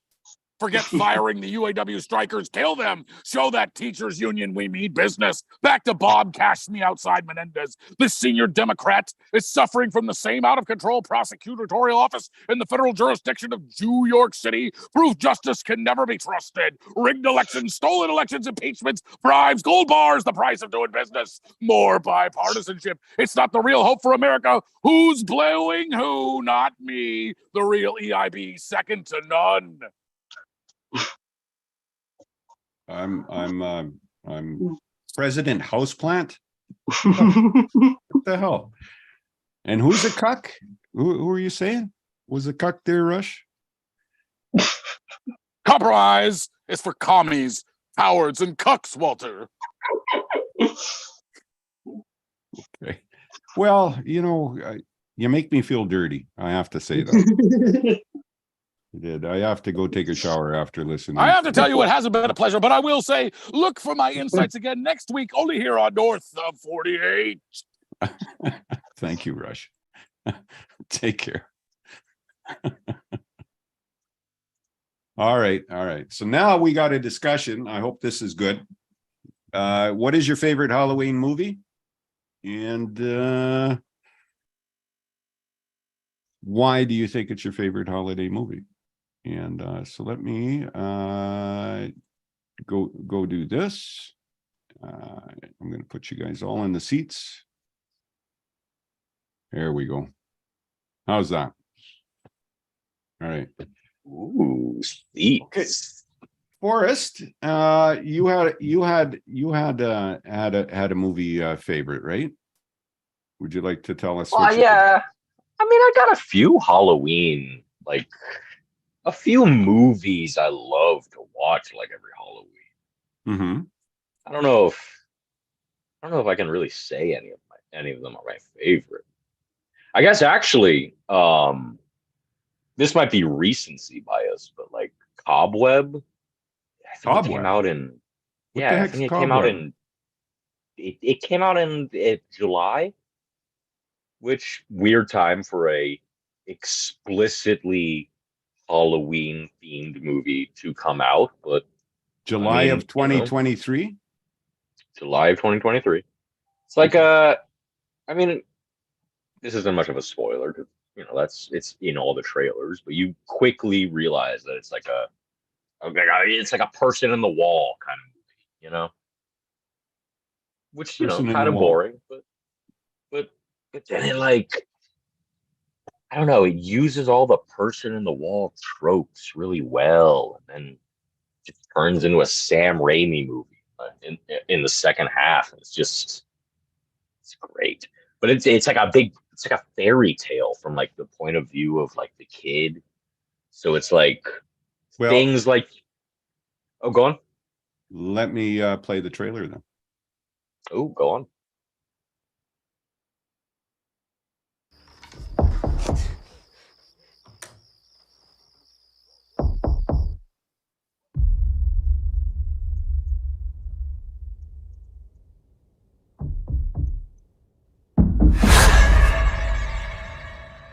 It's okay. It was just a bad dream.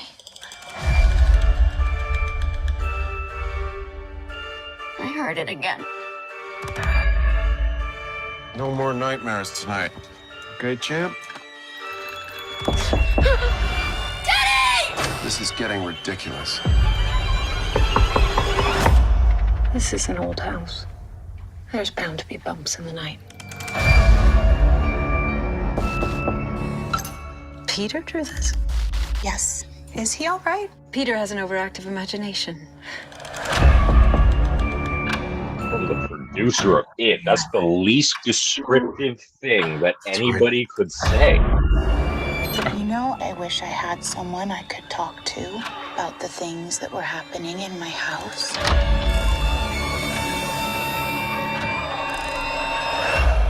Mom?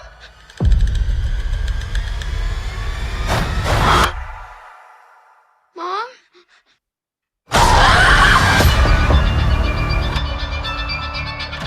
Peter, sometimes you have to make hard decisions to protect your family.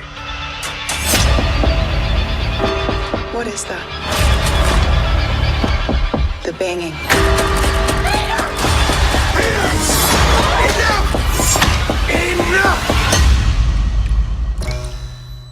You don't hear anything, Peter.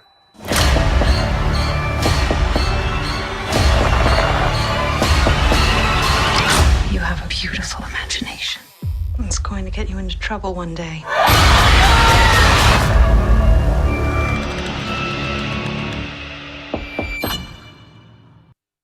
Okay, I'm in. That's actually, To start off with a bit of light humor. I'm gonna say that was pretty good for us. I think that spoiled a lot of stuff. Oh, did we just see the whole? Not a big movie by that fan of trailer? trailers in general. Oh, for crying out loud. All right. How about you, Dave? You got a holiday or a Halloween movie to tell people? I have to think about it.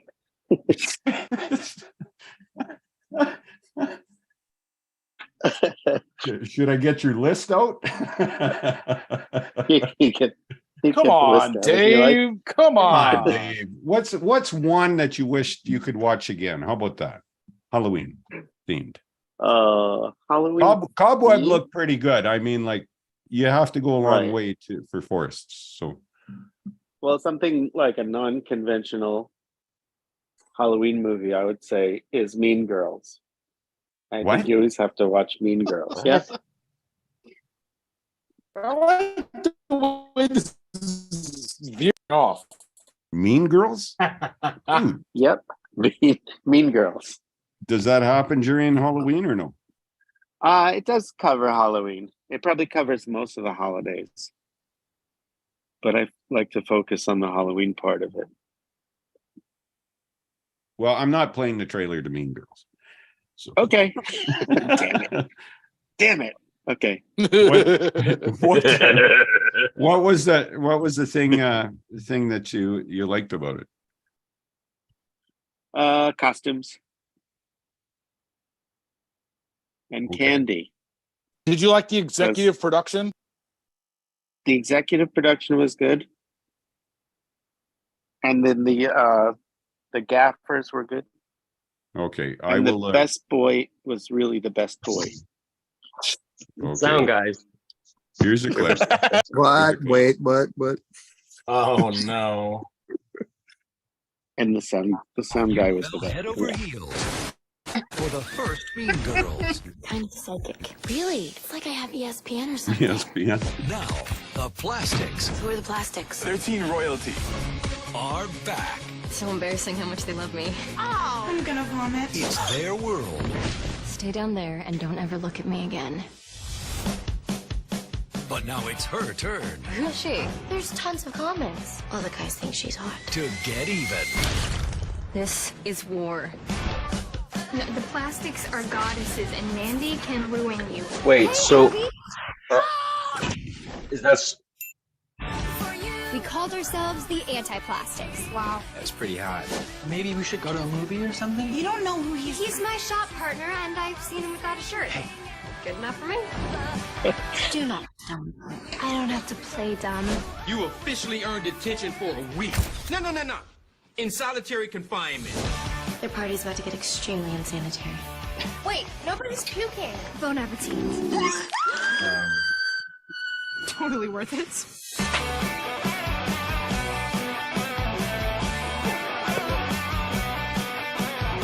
Okay, that's all I can stand. I think I'm in. I think That's the sequel, yeah. I think that's Mean Girls too. Is that Mean Are Girls? they supposed to be the same Mean Right. Girls? No, it Mean Girls looks 2, like a new even class. meaner.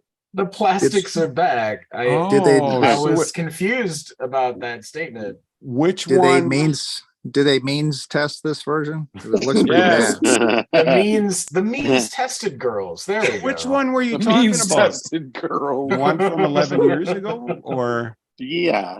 Lindsay Lohan? Yeah, I think he was talking about the Yeah. Lindsay Lohan. 11 years ago? Come on, Mean Girls Right. is what, from 2004? I have to say, I don't even remember there being a sequel. Yeah, Meaner Girls. Yeah. Okay. It probably is what it's called. No, I think it's called Parada 2.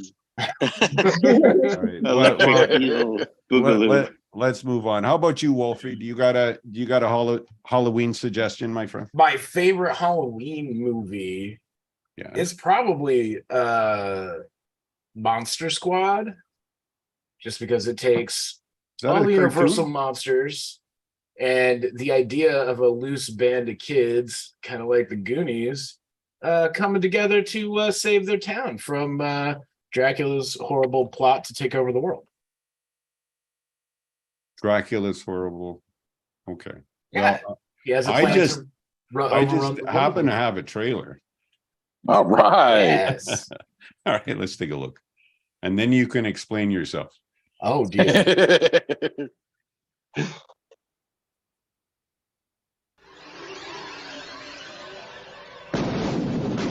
You know who to call when you have ghosts.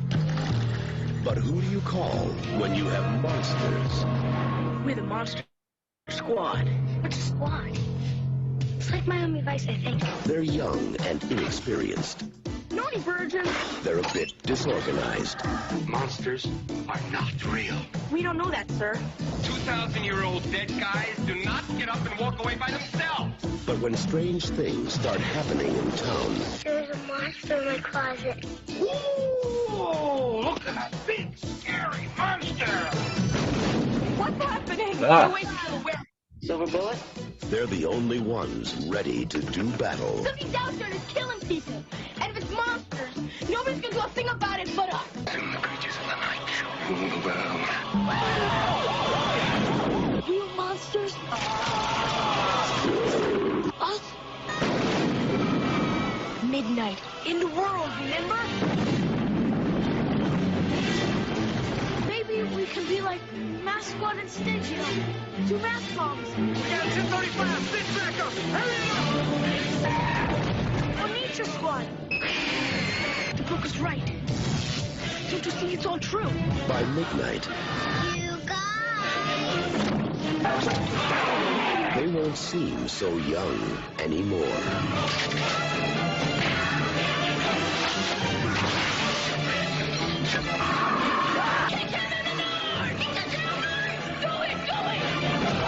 The Monster Squad. Wolfman's gone mad. No. That's too scary. I'm sorry, that's too scary for me. It's too scary. Too It does a scary. pretty good job. When you're younger, it does a pretty good job of like hamming up the horror elements. And there's a legit moment of terror from one of the young actress in that movie. Is there? Mm-hmm. Are you just saying that? No, it's a thing they talked. I think the actor talked about. He's like they had. She had no idea like I was gonna be that scary in person. The guy that played Dracula talked about it. Oh my. But you can see Stan Winston and his guys made the monsters. It's got almost entirely practical effects, except for like I think some of the lightning. And the portal. There is a portal. It's written by Shane Black and Fred Decker. And Fred Decker also directed the movie. And it's got that Goonies kind of vibe with a collection of all the classic Universal monsters. And I'm trying to remember what else. Oh, and it also has an in-film Halloween movie, Halloween/Friday the 13th character who they described as like being put through a blender and still coming back from the dead. So really, I think that's cool. Not like in the universe, he's not a real person. It's just a movie, but it's got so it's got some of that like horror movie appreciation inside of the film itself too. So right. But it's a lot of fun.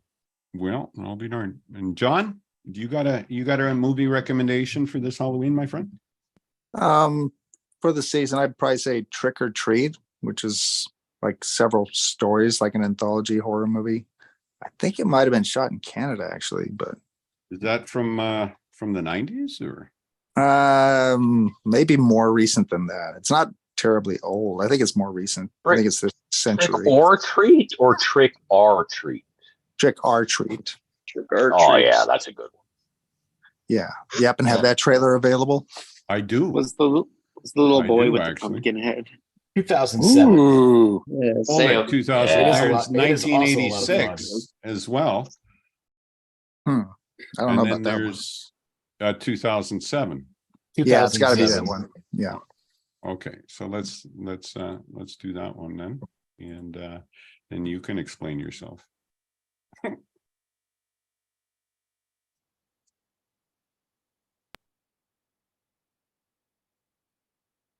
Oh, it's restricted.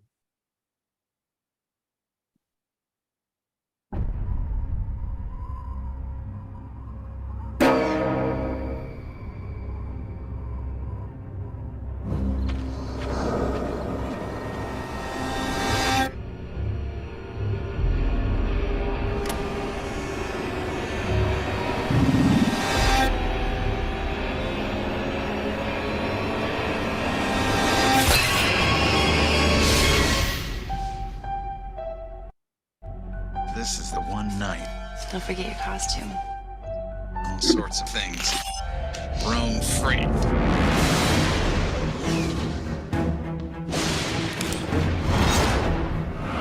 The Halloween School Bus Massacre.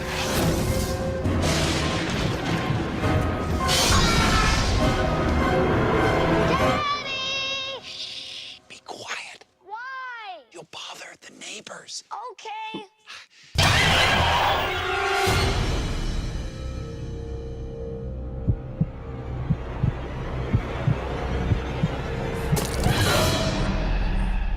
What is that?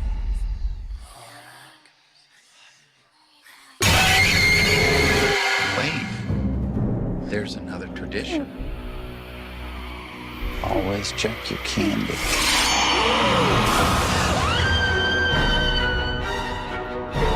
They are thinking out of me weird voices. Ruger! Over here!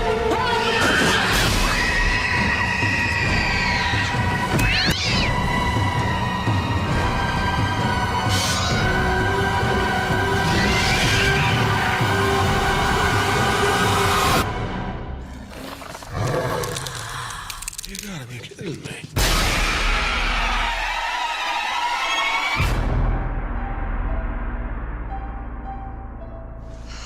I hate Halloween.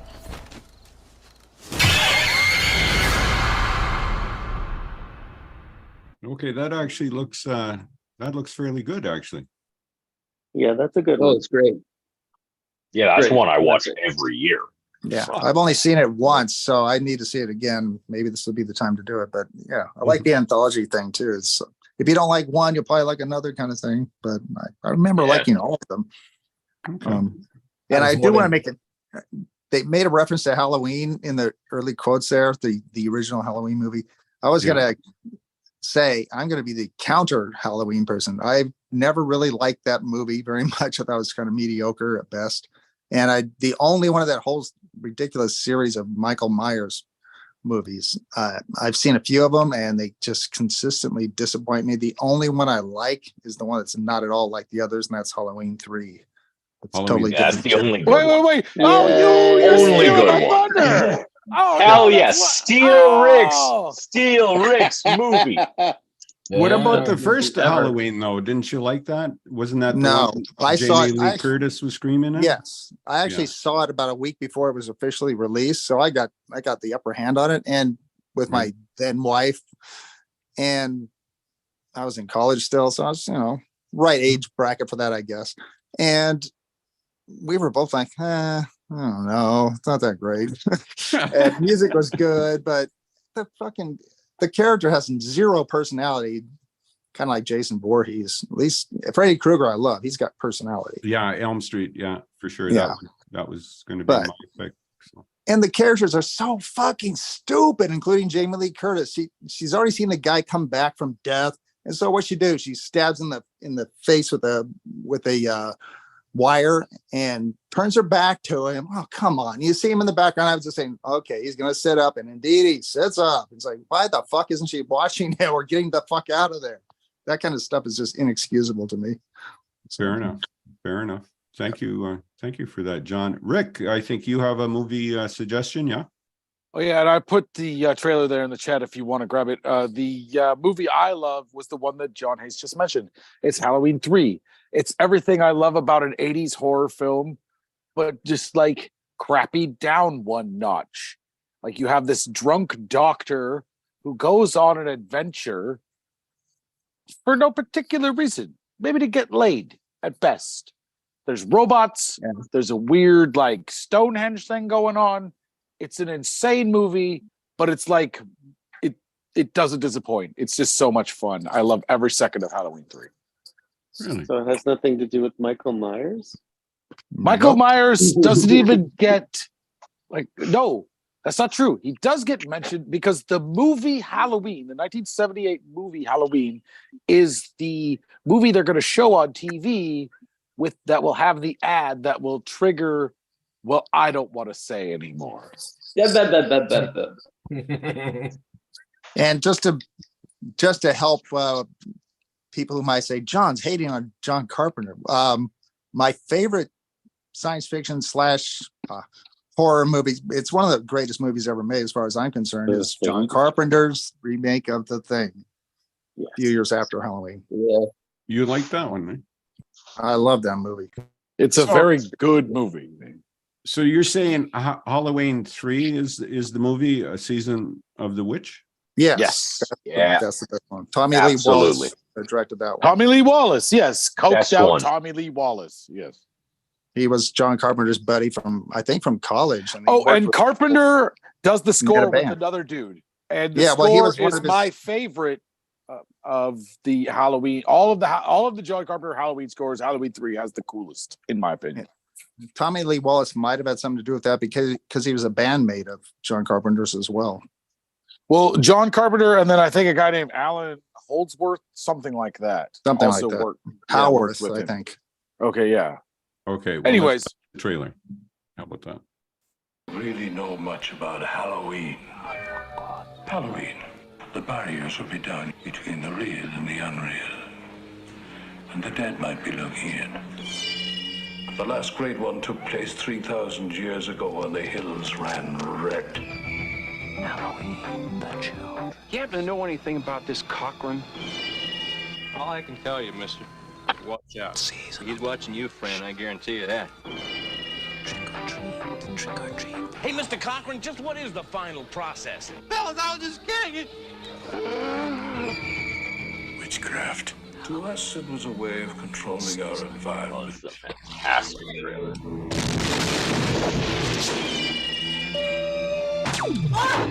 Where are they taking her?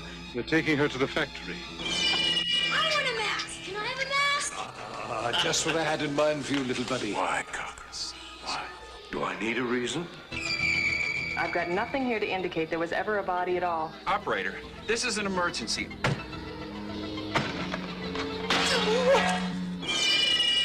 I do love a good joke, and this is the best ever. A joke on the children. I'm glad you'll be able to watch it. You've got to believe me. They're going to kill us. All of us. Stop it.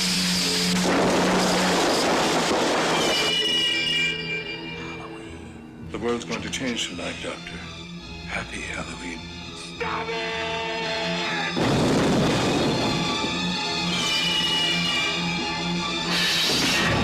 Halloween 3, Season of the Witch, the night no one comes home. What a great trailer. Oh, yeah. Oh, damn. It makes the movie seem even cooler than it actually is. I just want to say to you, Rick, Rick, why? You know. Why? Why? Because you get to live in this dumbass world of 1982 where drunk doctors take on Irish mask makers. It's wonderful. And that guy, the Irish mask maker, Dan Hurley, was also in RoboCop, some of you might recall. And the drunk doctor was in The Fog. So hey, you know, two big name actors, you know, and Creep Show. And The Fog is also a great Halloween movie. Well, Like- I could have sworn all of those actors are from Barnaby Jones. You know, trust me, like To be you honest. would. The aesthetic of the film is it's pure 1982. It couldn't have been made in any other year. It's wonderful. Okay. Rick, thank you for sharing. Jake, do you got a movie to share with us, my friend? Yeah, sure. Or a comment? Either one. Yeah, no, I do. I thought John was up before me, but it's all good. It's just a movie I thought of in the moment where we're talking about this. It's called Stitches, and it's like 20. Yeah, it's a British movie. It's like 2010, probably something like that. 2012. How very avant-garde of you. It's goofy as hell. It's so there's this. It'll probably be in the trailer. Like one guy gets his dick ripped off. It's a killer clown movie. A killer clown movie? Yeah. Well, it's like a comedy. Don't show David Feldman that. How about that? It's not the killer clown movie I work on. Yeah, it's fun. It's really cartoony and over the top and gory, and it's good for Halloween like that. All right. Well, I do have the trailer. Okay, here we go. I'm scared. No.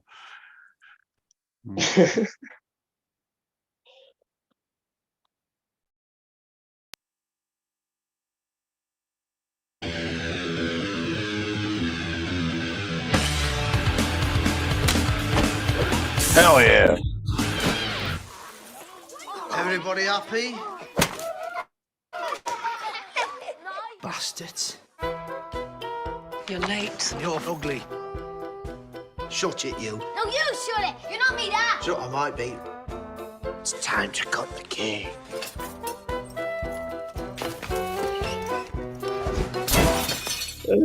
That's such a good line.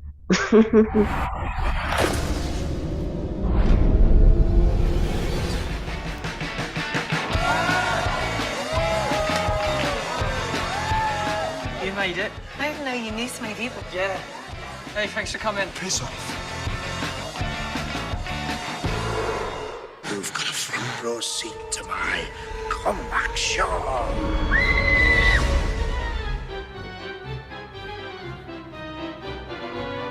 You have hair in your throat. Are you trying to be funny? Not anymore. Everybody happy? Where do you think you're going? Oh,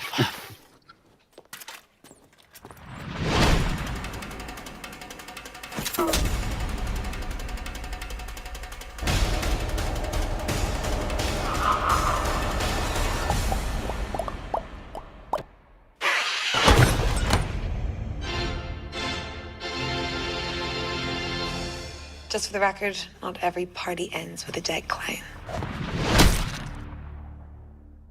Okay, I'm in. Yeah, it's a lot of fun. That looks like a lot of fun too. Yeah. You know. The trailer doesn't show the amount of gore that you get in it though, but it's so cartoonish. It's hilarious. It's great. Yeah. No. That's not Killer Clowns from Outer Space. Another good one. Yeah. Guys, I worked on Killer Clowns from Outer Space. That's why I said that's not the one I worked on. I'm sorry, Jake. I'm just joking, man. Does anybody else got a movie they'd like to share with us? Or Rodrigo never came in with one, I noticed. No. I don't do it. Have the link, but I highly recommend Dark Water, the Japanese version. The Japanese version. Yeah. Yeah, good one. Or probably easier to find the trailer for Wreck. For Wreck. REC, like record. The Uh, Argentinian version. I was talking about earlier today. So you don't like the American version with Jennifer Connelly and Tim Roth? No. I like Jennifer Connelly.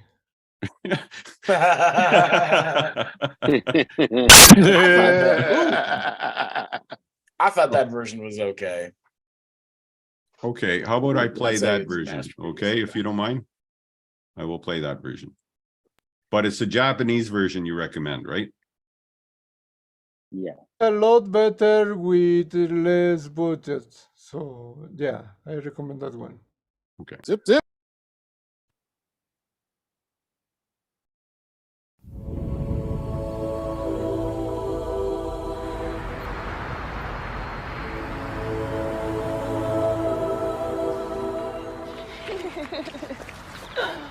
I think we picked the perfect place to live. Just perfect. We have so much unpacking to do. You're gonna love it up here. We're 2 blocks from the school, which is one of the best in the city. And wait, sweetie, don't run, don't run!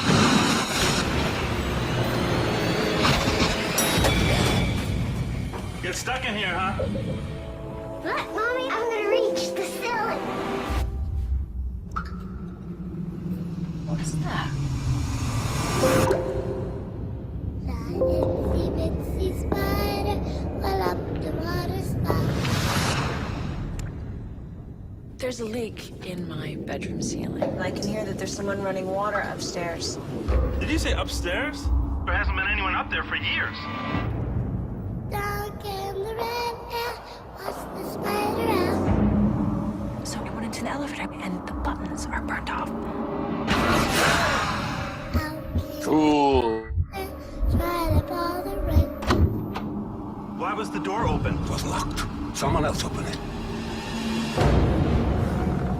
Hello? And the itsy bitsy spider went up the spout again.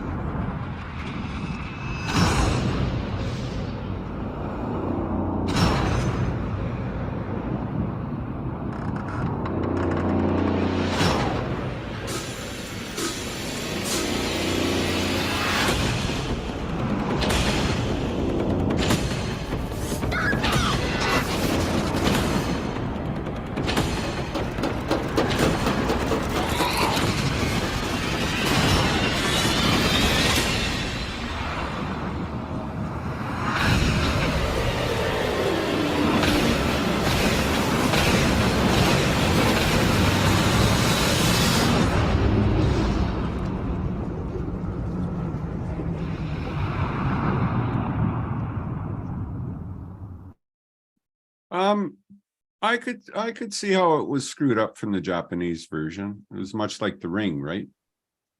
Where if you watch the original, you're kind of yeah. You know, I could see that. So okay, so I think that's it for our was there anyone in there that you guys are going to watch that you would like to watch? Halloween 3. That shit's Oh, perfect. we're gonna watch Halloween 3. Yeah. Yeah, we're probably just gonna watch Halloween 3 again. We'll definitely watch Halloween 3 at least. We're probably gonna watch Yeah. it at least 2-3 more times. Three times. Every day. Until Not Halloween. once, not twice, but thrice. Halloween. Okay. Well, thank you very much, guys, for your picks, and thank you everybody for joining us on North of 48. I'd like to thank Cameron and Charity and Diane Perront and the crew for giving us their movie picks. And on Tuesday or Wednesday, it's Davey Mammal and myself will be talking about India.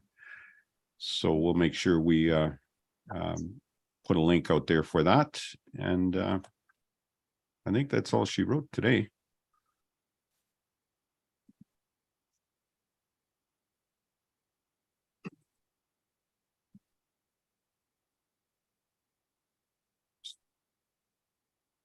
Yes, that is definitely all she wrote.